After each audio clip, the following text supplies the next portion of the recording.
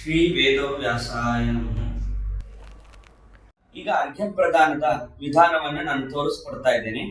ಹಿಂದೆ ಸಂಧ್ಯಾ ವಂದನೆಯ ವಿಡಿಯೋದಲ್ಲಿ ಈಗಾಗಲೇ ಅರ್ಘ್ಯ ಪ್ರದಾನದ ವಿಧಾನವನ್ನು ನಾನು ತೋರಿಸ್ಕೊಟ್ಟಿದ್ದೇನೆ. ಆದರೆ ಮತ್ತೊಮ್ಮೆ ಅರ್ಘ್ಯ ಪ್ರದಾನದ ವಿಧಾನವನ್ನ ತೋರಿಸಿಕೊಡಿ ಅಂತ ಕೇಳಿರೋದ್ರಿಂದಾಗಿ ನಾನು ಅರ್ಘ್ಯ ಪ್ರದಾನದ ವಿಧಾನವನ್ನು ಮಾತ್ರ ನಾನು ತೋರಿಸ್ಕೊಡ್ತಾ ಇದ್ದೇನೆ. ಆಚಮನ ಮಾಡಬೇಕು, ಆಚಮನ ಗೊತ್ತೇ ಇದೆ.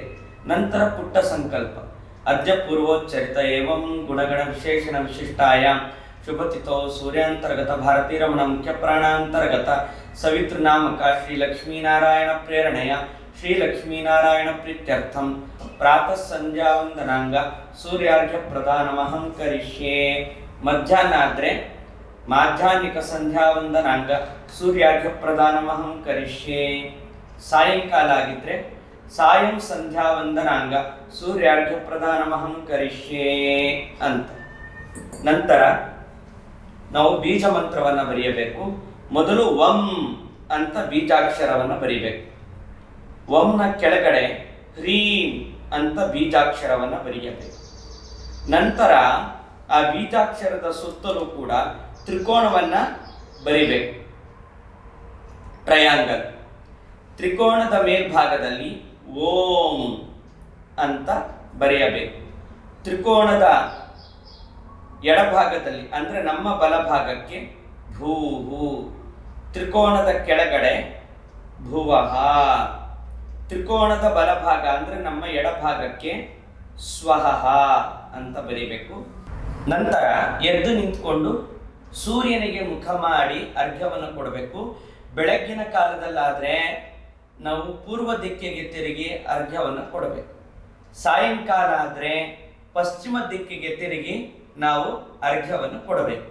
ಬೆಳಗ್ಗೆಯೂ ಕೂಡ ಸೂರ್ಯೋದಯದಕ್ಕಿಂತ ಮೊದಲು ಅರ್ಘ್ಯವನ್ನು ನೀಡಬೇಕು. ಸಾಯಂಕಾಲ ಸೂರ್ಯಾಸ್ತಕ್ಕಿಂತ ಮೊದಲು ಅರ್ಘ್ಯವನ್ನು ಕೊಡಬೇಕು. ಇದನ್ನು ಯಾವಾಗಲೂ ಕೂಡ ನಾವು ನೆನಪಿಟ್ಕೊಳ್ಬೇಕು. ನಿಂತು ಓಂ ಭೂರ್ಭುವಸ್ವಃ ತತ್ಸಾವಿತರವರೇಣ್ಯಂ ಭರ್ಗೋ ಓ ದೇವಸ್ಯ ಧೀಮಹಿ ಧಿಯೋ ಯೋ ನ ಪ್ರಚೋದಯಾತ್.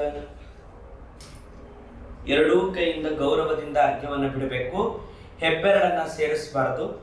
ಓಂ ಭೂರ್ಭುವಸ್ವಃ ತತ್ಸವಿತರವರೇಣ್ಯಂ ಭರ್ಗೋ ಓ ದೇವಸ್ಯ ಧೀಮಹಿ ಧಿಯೋ ಯೋ ನ ಪ್ರಚೋದಯಾತ್.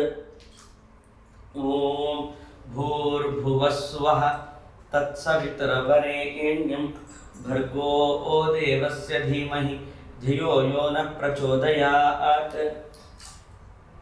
ಆಮೇಲೆ ಅರ್ಘ್ಯ ಬಿಡುವ ವೇಳೆ ತಡವಾಗಿದ್ದಲ್ಲಿ, ಕಾಲ ಮೀರಿದ್ರೆ ಕಾಲಾತೀತ ಲೋಪದೋಷ ಪ್ರಾಯಶ್ಚಿತ್ತಾರ್ಥ ಪುನಃ ಅರ್ಘ್ಯ ಪ್ರದಾನಮಹಂ ಕರಿಷ್ಯೆ ಎಂದು ಹೇಳಿ 4ನೇ ಬಾರಿ ಅರ್ಘ್ಯವನ್ನು ಬಿಡಬೇಕು. ಓಂ ಭೂರ್ಭುವಸ್ವಃ ತತ್ಸವಿತರವರೇಣ್ಯಂ ಭರ್ಗೋ ಓ ದೇವಸ್ಯ ಧೀಮಹಿ ಧಿಯೋ ಯೋ ನ ಪ್ರಚೋದಯಾತ್. ಋಗ್ವೇದದ ಗಾಯತ್ರಿ ಮಂತ್ರದಲ್ಲಾದ್ರೆ ಓಂ ಭೂರ್ಭುವಸ್ವಃ ಅಂತ ಹೇಳಬೇಕು. ಯಜುರ್ವೇದದ ಗಾಯತ್ರಿ ಆಗಬೇಕಾದ್ರೆ ಓಂ ಭೂರ್ಭುವಸ್ವಃ ಅಂತ ಸ್ಪ್ಲಿಟ್ ಮಾಡಿ ಹೇಳಬೇಕು. ನಂತರ ಉತ್ತಿಷ್ಠ ದೇವಿ ಗಂತವ್ಯಂ ಪುನರಾಗಮನಾಯ ಚ ಉತ್ತಿಷ್ಠ ದೇವಿ ಸ್ಥಾತವ್ಯಂ ಪ್ರವಿಶ್ಯ ಹೃದಯಂ ಮಮ ಎಂದು ಗಾಯತ್ರಿಯನ್ನು ಪ್ರಾರ್ಥನೆ ಮಾಡಿಕೊಂಡು ಅಸಾವಾದಿತ್ಯೋ ಬ್ರಹ್ಮ ಎಂದು ಉದ್ಧರಣೆ ನೀರನ್ನು ತೆಗೆದುಕೊಂಡು ಪ್ರದಕ್ಷಿಣಾಕಾರವಾಗಿ ತಿರುಗ್ತಾ ಆ ನೀರನ್ನು ಬಿಡ್ತಾ ನಂತರ ನಾವು ಕೂತ್ಕೊಳ್ಬೇಕು. ಇಷ್ಟು ಅರ್ಘ್ಯ ಪ್ರದಾನದ ವಿಧಾನ.